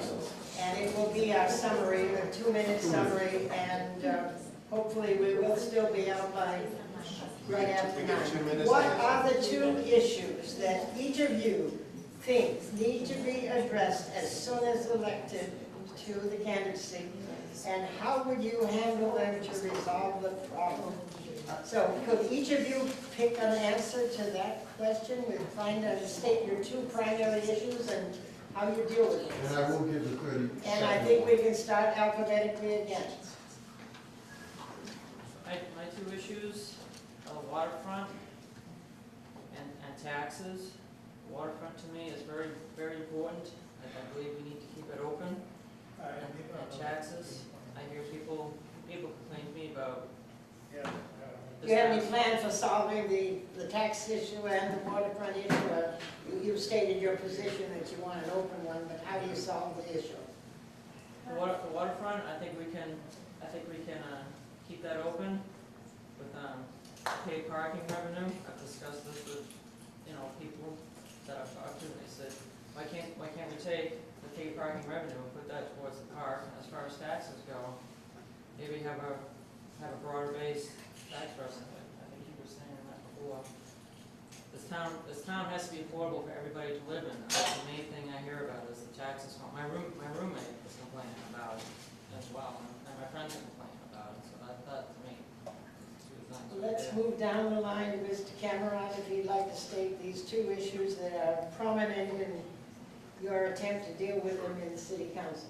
Thank you, Olga. Thank you, Olga and John, for helping us get through the threads of conversation and debate tonight. And thank you to all the audience for sitting through They here. slowly disappear. It's great to see your faces, and I'd love to be able to read your thought bubbles, and I'm sure we'll all hear from you over the rest of the campaign. I do think the two biggest issues relate to a lot of what we've been talking about tonight. Certainly the waterfront is a real big one, and very much agree that the waterfront in downtown, it's all a part of a bigger whole that needs to help radiate all of that energy, activity, and tax revenue through the meals and the parking out to the rest of our neighborhoods. I think if we can do downtown right, I think that has a lot of real impact, both on keeping our tax rate low so we don't have to go to a 2.5% increase every year. Taxes are definitely on people's minds, and as November 1st comes around and we're all digging around trying to come up with that tax payment, that's a big part of the problem. So I think getting that development in a way that's going to be good for everybody. I also know 2 years ago we talked a lot about Story Ave, Park Plaza, the traffic issues here at this intersection right out here. At that point there was talk of some development from the 81, 83, 87, 89 Story Ave And I think that's something, we need to remember that we have other commercial activities going on downtown, and it's out here, and I think the city needs to do more. So I'd say certainly waterfront downtown, but I think overall taxes and getting the best bang for our buck. Thank you. Mr. Connor? Boy, it's tough for me to narrow it down to two. That's what Well, we you got told to me. try. Yeah, I know. I guess the two things are related to the downtown development, and I guess my overarching concern is that whatever we do is that it's sustainable from both from an environmental and land use perspective and affordable.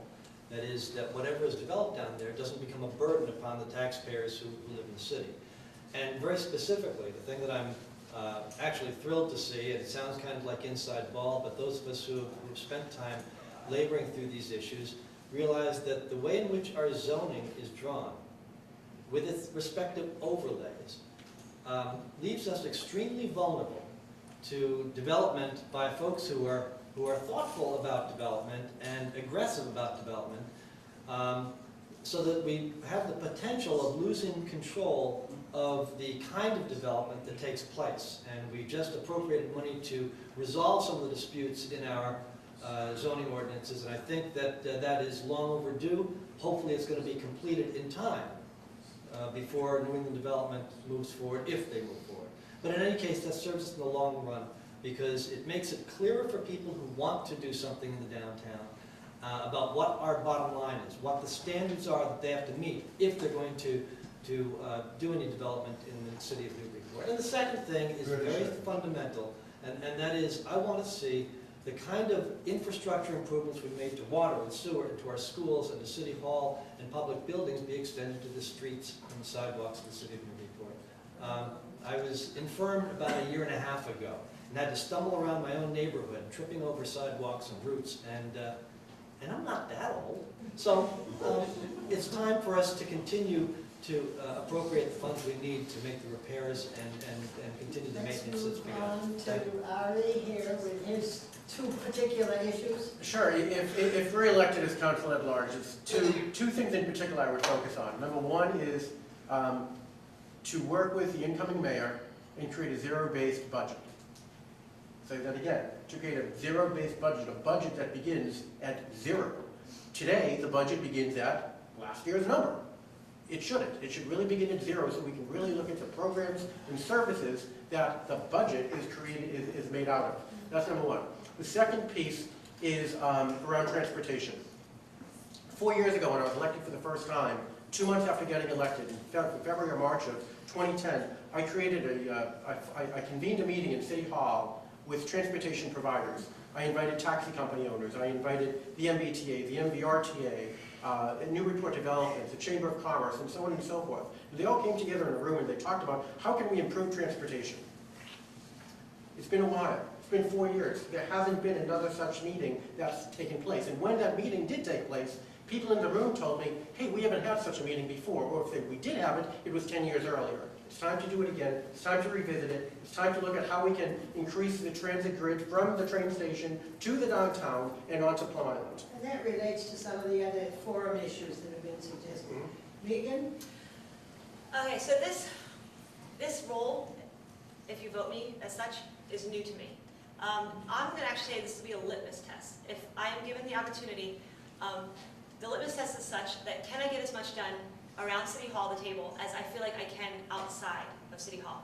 So, for instance, the campaign for the schools. That was different. I love the energy. I would love to see if having a role in the City Council can still be that effective. This is the test. So, in that, the things that are near and dear to my heart, there's a lot of things, and I wouldn't negate any of the things you guys just said. I would echo it as well. But to echo Bruce Vogel, with regards to Parks and Rec, I look broadly. Playgrounds, parks, athletic fields. Take stock of what we have. How do we improve upon what we have? But again, outside of City Council, I'm a doer. Port Pride is about to align with Restore. And we're pulling back and we're looking at how we can improve upon the stadium and continue on past that and improve upon all of our field space. And in addition to that, walkability. And walkability can lend itself to sidewalks, but I like to pull back and make it a little bit broader. But again, in doing, I in relationalism, I reached out to Ron Martino. I didn't even know him. He reached out to me because I have a page dedicated to the fact that I'm running this campaign. He talked about walkability. I said, Ron, that's a great idea. I don't know you. I want to meet with you about it. So we met at one of the coffee roasters. We had a conversation. So then Ron, I connect with a gentleman named Gary Gorski, who is involved with Safe Routes to School. It has similarities. I connected the two of them to a gentleman named Alex Dardinsky, who has this as a passion. He's got an urban planning background. So you put all of them together, we put them in a room. All right, you attended. Within a few days of the conversation, we're talking about a plan. That's how I think. If this role as a city councilor helps us along, great. But no matter what, I'm still doing stuff. I just hope you vote me in to do it from around the table as well. Done? Perfect. Okay. I think the two important issues are, number one, the open waterfront. I do not want to see large commercial buildings on the waterfront, and I do not want to satisfy developers, give away our land. Once we give it away, we will never get it back. The other issue is, I'm a numbers person. I want to make sure that we can afford what we've already obligated the city to. We stay on time and under budget. Thank you. And here we go to Bruce. I'm going to take a sort of a different approach. I've had the privilege of being a public servant, elected public servant for 12 years. And I think one of the issues that has been very disheartening, and we certainly see it on the national level, is a lack of transparency and credibility in government. People don't trust government. There are, information is power, and people hang on to information. They don't share it with the community. We've seen it again and again. I've sat there and I've actually both walked out and refused to attend executive sessions that have been illegally called in my time on the school committee for reasons that have nothing to do. I've had to address agenda items popping up in executive session that don't belong there. I have seen just secrets and people holding on to information that the community should really have so that they can make adequate decisions about the things that they want. It doesn't, it's been bad, but it has been really bad recently. And, it's very interesting because I'm a real stickler about people being transparent and telling the truth. And at times, because I've been so adamant and vigorous and robust in it, I've been accused of being negative. And I find that very ironic that somebody can stand up in the community, an elected official can stand up, not tell you the truth, and I can say, wait a minute, I don't think that that's true, and I'm the negative person. I'm the negative person. I think that we need common information. We need to have credibility. We need to be clear and transparent. And when everybody has all of the information that they need that can be released, if that executive session was called to discuss litigation, you can sit on that information. If it wasn't called to discuss litigation, it doesn't really fit under the rubric of executive session. So I think I've seen a lot of ducking and dodging using some of those kinds of rules to withhold information the community belongs. After that, once we have transparency and credibility, it doesn't matter what the second issue is. Because whether it's the waterfront or Plum Island, we suddenly have the tools to deal with it. So that I'm strong about that and have been for 12 years. Thank you, Bruce. And Sheila? Would be infrastructure and taxes. They kind of go hand in hand. The hard part about being on the city council is when you're looking at the budget, you cannot increase line items. You can't move numbers around.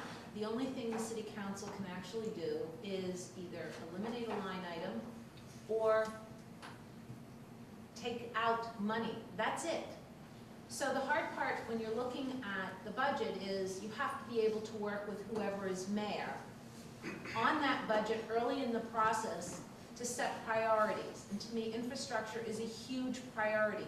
If you look at the current budget, no, you don't need to read all 300 and some odd pages of it. There's a summary page. You can look at where we were spending money 4 years ago. You can see it where the money's going now. The difference in 4 years is $9 million. Our budget has increased $9 million. I don't see as a resident, and when I talk to people in general, that they're getting $9 million worth of additional services from that. So where is the money going? It's simple. Look at the budget, and I will ask you to take a look at the budget. Just the summary sheet. It's 1 page long. So it's important to work with the mayor from the beginning so that the infrastructure is funded and so that the priority list stays the same. As I said before, we have a rotating priority list. The second part is taxes. 30 seconds. We have to stay affordable. The projects such as the schools and the, my brain just went, it's not the senior center. No, the water treatment plant haven't hit our taxes yet. That's coming in December. Think about that. How much more can we all afford? I know I can't afford a whole lot more. I'm not sure a lot of us can. So it's something that we have to be mindful of, is making sure that, as I said, we keep our community affordable. And Bruce Vogel, not the final, but Well, thank you. the beauty of going last is I can say, wow, all of those things. That's right. So, I live a little bit further out here, and you can read some of these thoughts on my website, vogelatlarge.com. And it goes back, did I say that, vogelatlarge.com, did you get that? Yes. It goes back to who are we, where are we going? What's the plan? I talked about the collaboration between the city and the Chamber of Commerce. It's amazing to me that a lot of people believe that the Chamber of Commerce is part of the city. It really isn't. It's not part of city government at all. Economic development. Who are we? Where are we going? What's our 5-year plan? Are we a destination city? Do we not want tourists to come in here? Should we put a wall around us? What are we going to do? We're going to develop down at the traffic circle, transit-oriented development, et cetera, et cetera. We need to put these things on paper. We need to put a plan in place, and we need to approach them as we would a business. We need to run the city as you would run a business. I consider the mayor to be the chief executive officer. I consider all the elected officials to be the board of directors. As the board of directors, we are the eyes, ear, and voice of the shareholders. You are the shareholders. Given the opportunity, I would love to 30 seconds. take the 30 seconds and ask you for your vote. As city councilor, during my 2 terms as city councilor, I attended every single city council meeting. Once on my anniversary and once on my birthday. And I'd love to have that opportunity to do it And again. he's rushing on to a social engagement already this evening. I want to thank you all for your honesty, your good statements, your thinking process in short term. And I know you've probably got some more things to say, and so does the audience. But we have another council at-large session on October 16, isn't it, at the high school at 7:30. And we still have another mayoral candidate presentation on October 29. I think that's a Thursday, no, that's a Tuesday at 7:30 at the high school. So if you didn't get enough tonight, please go to one of those.